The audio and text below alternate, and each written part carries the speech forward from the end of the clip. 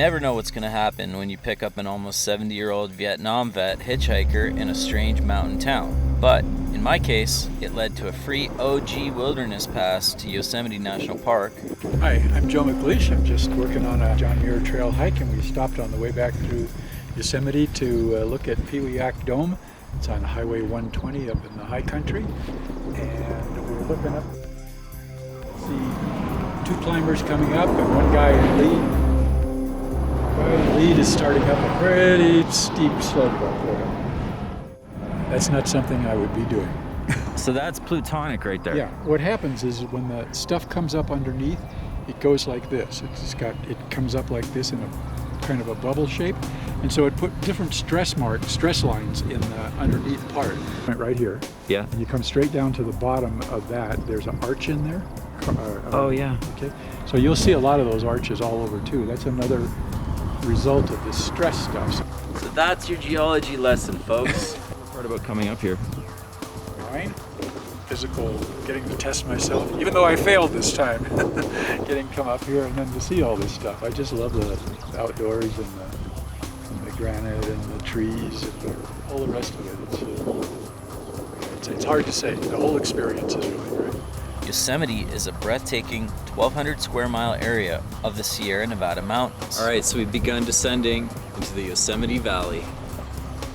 Like so many others, I once had a picture of Yosemite as my desktop pic on my MacBook, back when Apple had the operating system named after the park.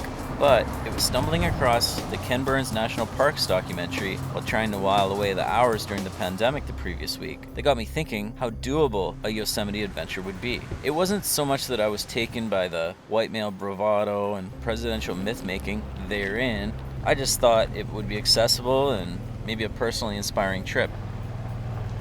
Actually, I first considered it might be time to head up after watching that free solo documentary about the guy who's obsessed with climbing a sheer rock face in the park without ropes. We're here at the base of the Mist Trail in Yosemite National Park. Let's go. So you can see as the sun disappears, the atmosphere totally changes. I inquired about directions to the Mist Trail from a guide at one of the campsites, and I asked her if she'd ever done the hike before. The way she said, a few times during the lockdown, revealed a quiet sense of desperation and sheer relief after a summer that had not gone at all according to plan, obviously. We've all had our personal setbacks and frustrations during the coronavirus crisis, right? But it seemed for her, hiking had been the medicine that managed to keep her sane, if only barely. See the sun just peeking around the edges. I thought there'd be a more frenetic, financially beleaguered attitude amongst parkgoers. A sense that camping was some sort of last-ditch pleasure before the impending collapse of the American way of life writ large. After all, many restaurants across the state had been forced to close again, and no COVID-19 cure was anywhere on the horizon. But, to be honest, with trillions of dollars of relief funding pumping through America's proverbial veins, and more promised on the way, I sense more of an overall vibe of patience. Pretty magnificent, I guess, eh? And I couldn't help but be impressed by the cascading I'm starting to waves. think it was a good idea I brought this towel. Spray poured out from the curtains of liquid. This is one of those places that you don't have to try to make look more impressive than it already is. Conifers below shrouded the hillside in elegant but subdued possibility. As I stared at the mountains, I thought about what I'd learned from my passenger, who continued on to the Bay Area. I noticed a thick inky layer that seemed to seep right through the solid slate-colored sections and creamy stable outcrops.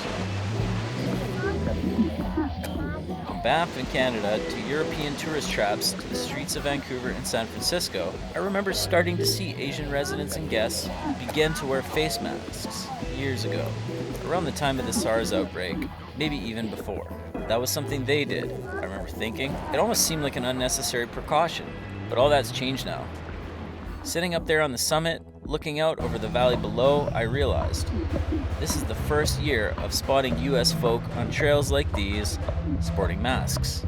I thought, after all this time of low-key imperial exceptionalism, Americans have finally been forced to accept they cannot outrun the scourges afflicting everyone else. We're all in this together. I don't mean to put too fine a point on it, but you can't help but be optimistic that this could have the effect of leading to a better, stronger, and healthier world in the long run.